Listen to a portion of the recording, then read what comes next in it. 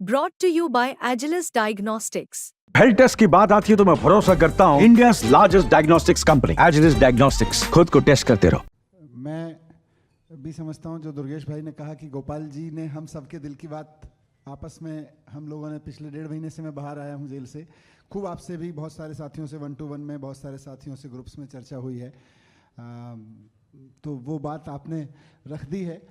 1-2 चीज़ें उसमें बस इतने जोड़ूंगा कि देखिए, हम सब माने या ना माने, चाहे ना चाहें, हम इतिहास बन रहे हैं और बना रहे हैं।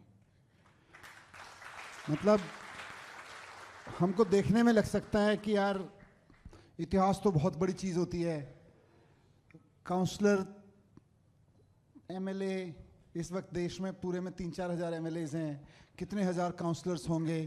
देखने में लग सकता है कि ये हमारा होना, हमारा अपना वजूद तो छोटा सा है, हमको इतिहास थोड़ी बना रहे हैं, हम तो अपनी लड़ाई कर रहे हैं, राजनीतिक लड़ाई लड़ रहे हैं, या जो छोटे मोटे हमारे इश्यूज़ हैं, अपने मोहल्ले को साफ करने की लड़ाई लड़ रहे हैं। देखने में लग सकता है, पर यकीन मानिए ये हकीकत है कि हम एक बहुत बड़ी राजनीतिक कहानी का हिस्सा बन चुके हैं, हम चाहे नहीं चाहें। ठीक 100 साल पहले, आज हम 2024 में, याद करो 1924, इतिहास थोड़ा बहुत सबने पढ़ाई है, क्या हो रहा होगा? एक 18 साल का, 22 साल का लड़का एक जगह बम फोड़ के आगरा में छिपके बैठा होगा किसी छुटके से कमरे में। एक इलाहाबाद से, एक पंजाब से चला था, एक इलाहाबाद से चला था, दोनों आगरा में मिल रहे थे, कमरे में बैठ के सोच रहे होंगे यार कुछ और करना चाहिए, ये अंग्रेज़ों ने सुना नहीं, हमने जो बम फोड़ा उससे हमारे ऊपर ज़्यादा वो आ रहा है, कुछ करना चाहिए। फिर उन्होंने कुछ किया होगा, फिर जाके असेंबली में धमाका किया होगा, फिर बड़ा मुकदमा लड़ा होगा। आज 100 साल बाद, उस समय 100 साल पहले की 2 लड़कों की छोटी सी बातचीत, मतलब उस वक्त क्या भगत सिंह और चंद्रशेखर आज़ाद को एहसास भी होगा कि वो कितने बड़े इतिहास का हिस्सा बन रहे हैं। उस वक्त तो लड़कपने में था भाई, देश से प्यार है और कुछ करना है।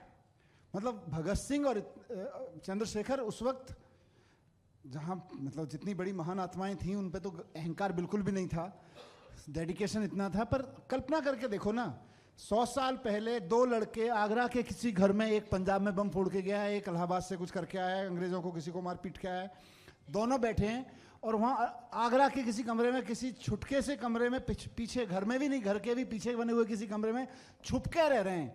कोई चुपचाप उनको खाना दे जाता है। वो उनको ये नहीं होगा कि एहसास कि हम किसी बड़े इतिहास की कहानी का हिस्सा बन रहे हैं। उनको तो यही था भाई, दिल में कुछ है देश के लिए, वो कर रहे हैं और उस पर जान भी मिटा देंगे, लेकिन मर जाएंगे, लेकिन करेंगे जरूर। आप चाहो नहीं चाहो, मानो मत मानो, आप एक बड़ी ऐतिहासिक कहानी का हिस्सा हो। अब आप याद करके देखो, जो गोपाल भाई ने कहा, मैं उसको थोड़ा सा कनेक्ट करने की कोशिश कर रहा हूं।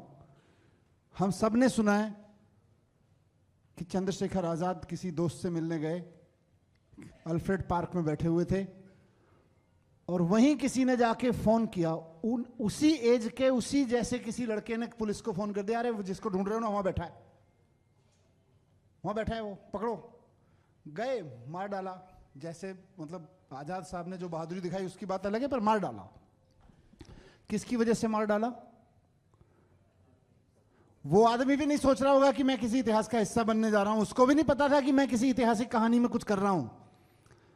पर आजाद ने अपना काम किया और उस गद्दार ने अपना काम किया, और 100 साल बाद मैं और आप, और आज से 100 साल बाद भी हमारे और आपके 4th-5वीं पीढ़ी के बच्चे जब इतिहास पढ़ रहे होंगे तो आजाद को सलाम कर रहे होंगे और उस आदमी को पे थूक रहे होंगे, है कि नहीं? तो अपनी भूमिका इतिहास में हमें खुद ही तय करनी है। ये बहुत बड़ा इतिहास लिखा जा रहा है। आप सोचो ना, दिल्ली नगर निगम कितने साल से है जी? मतलब देवेंद्र भाई, आप सब लोग तो जो पुराने सीनियर लोग भी हैं सब जान रहे हैं, कितने साल हो गए नगर निगम को बने? 57 में बना था। 57 से आज तक दिल्ली नगर निगम कभी इतना चर्चा में रहा, इतना सुर्खियों में रहा है जितना आपकी वजह से है? रहा है कभी? भाई ठीक है, पार्षद अभी बने, एमएलए अभी बने, लेकिन राजनीतिक कीड़ा तो पहले से ही है ना, खबरों को पढ़ने का, समझने का, देखने का, है ना? कभी दिल्ली नगर निगम इतनी चर्चाओं में देखा? आप चाहो नहीं चाहो, ये सुर्खियां आगे आने वाले इतिहास में लिखी जाएंगी। आज से 10 साल बाद, 20 साल बाद, 50 साल बाद इन पे चर्चाएं होंगी कि किसी समय एक पागलों की सेना आई थी अरविंद केजरीवाल जी के नेतृत्व में और बैठ के ऐसे लड़ती थी, ऐसे लड़ती थी, ऐसे। और फिर सब ये सब होगा। मैं गया, मैं जब जेल में था, मेरे पास में, अब रिकॉर्डिंग हो रही है, मैं बहुत डेटा मतलब फैक्ट्स की जगह थोड़ा सा वेगली बताऊंगा। मैं जेल में था तो मेरे पास एक बहुत बड़ा आदमी आया, मतलब बहुत ही बड़ा है वो, और उसने आके कहा, मनीष जी देख लो, सड़ने मतलब सड़ा देंगे आपको, ये आपको दिल्ली चुनाव से पहले तो नहीं निकल देंगे। मैंने कहा दिल्ली चुनाव से पहले मैं निकलूं नहीं निकलूं, वो भगवान पे छोड़ रखा है मैंने, पर आप बताओ क्या कह रहे हो। बोले आ जाओ तोड़ लो, मतलब वही जो बातें होती हैं। तो मैंने उनको यही कहा, मैंने कहा पहली बात तो जेल में मैं मर भी गया तो सड़ूंगा नहीं, मरूंगा, सड़ने वाला नहीं है, क्योंकि मेरी आत्मा नहीं सड़ेगी, शरीर तो एक दिन सबका ही सड़ना है, तो आत्मा नहीं सड़ेगी। क्यों?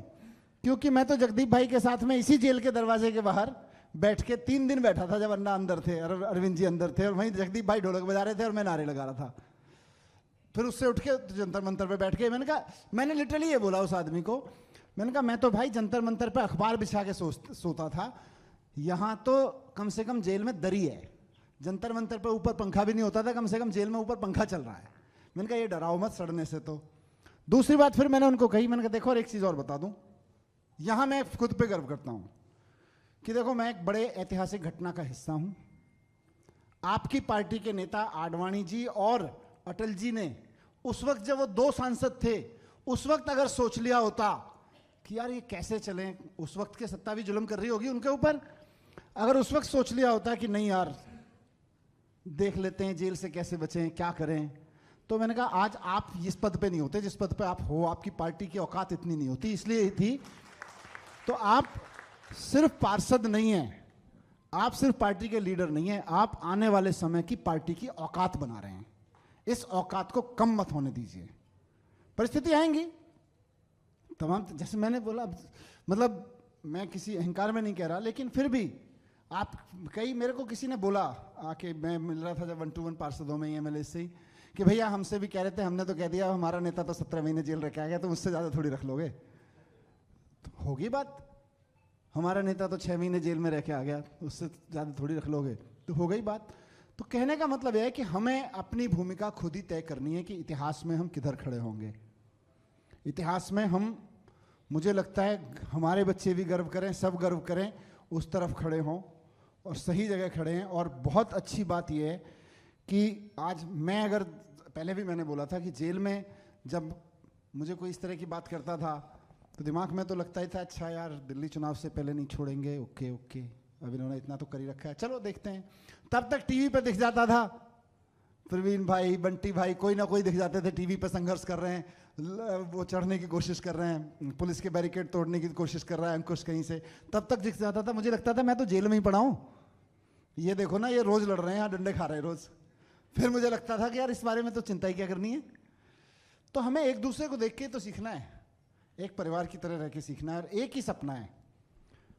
जो बात गोपाल जी ने कही, हमारा सौभाग्य है, और हम आज से 20 साल माने 25-50 साल बाद, 100 साल बाद, हम में से पता नहीं 100 साल बाद तो कोई जिंदा रहने वाला है नहीं, पर वो पीढ़ी जो आम आदमी पार्टी की होगी 50-100 साल बाद की, वो इस बात पे वो करेगी कि हाय हम अरविंद केजरीवाल के समय पे क्यों नहीं हुए, करेगी ना। जैसे आज हम देश के लिए लड़ते हैं तो हमें भी लगता है यार हम भगत सिंह के समय पे क्यों नहीं हुए, या पता नहीं कहाँ होंगे, कौन सी भूमिका निभा रहे होंगे, लगता है ना, कई बार सोचते हैं तो हाय हम गांधी के समय पे क्यों नहीं हुए, हम सुभाष चंद्र बोस के समय पे क्यों नहीं हुए, लगता है ना कभी कभी जब देश के बारे में कुछ करने का सोचते हैं। आने वाली पीढ़ी को जरूर ये लगेगा कि यार हम अरविंद केजरीवाल के समय पे क्यों नहीं हुए, और आपसे ईर्ष्या करेंगे लोग सोच सोच के कि कितने लकी लोग थे जो अरविंद केजरीवाल जी के समय पे हुए थे, उनके साथ राजनीति कर रहे थे। हम सौभाग्यशाली हैं कि हमें ऐसे नेता के साथ काम करने का मौका मिल रहा है, साक्षात 1 to 1 बैठ के, जिस पे जान देने का मन करता है कि नहीं, जिस पे जान कुर्बान करने का मन करता है, बाकी तो चीजें छोड़ दीजिए।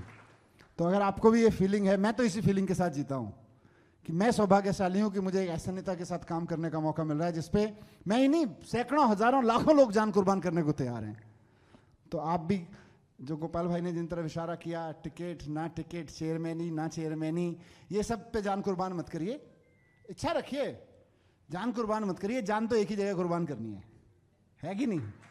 चलिए, अरविंद केजरीवाल, भ्रष्टाचार का एक ही काल। केजरीवाल केजरीवाल। Thank you.